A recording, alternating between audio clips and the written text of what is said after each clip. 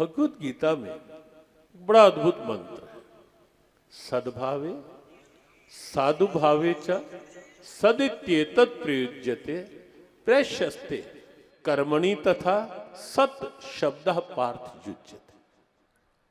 यहां अपनी भारतीय मनीषा और भारतीय साहित्य दिव्यता। सत्य नाम परमात्मा का है।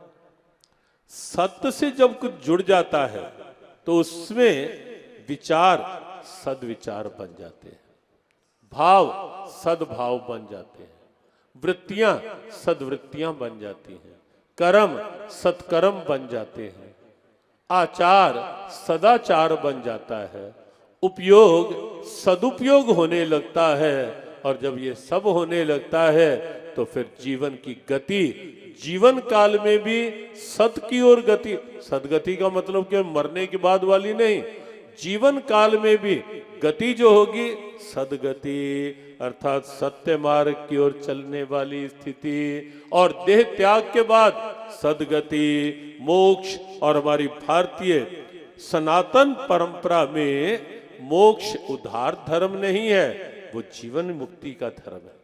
और सच में जिसने जीवन में सत्य को स्वीकार कर लिया, प्रत्येक वस्तु के उपयोग में सत्य को साथ ले लिया, आधार वह, सार वह, व्यवहार वह, व्यापार वह, और जिसकी दृष्टि में सारा संसार उस सत्य का ही रूप, वहां सद्गति की इच्छा नहीं करनी पड़ती, मोक्ष की इच्छा नहीं करनी पड़ती। मोक्ष तो बेचारा स्वयं उत्सुक होता है ऐसे किसी महापुरुष का अभिनंदन वंदन करने के लिए जहां गति पहले से सत्य की ओर, पहले से सत्य की ओर।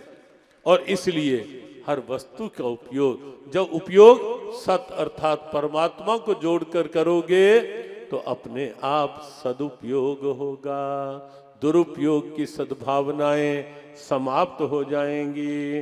पांडवों का कल बताया था कि दैवी संपदा इसीलिए क्योंकि कृष्ण साथ थे, सत्य साथ थे, और कौरव कृष्ण को नहीं स्वीकारते थे, नहीं साथ लिया, और इसीलिए सारी की सारी जीवन की स्थितियां।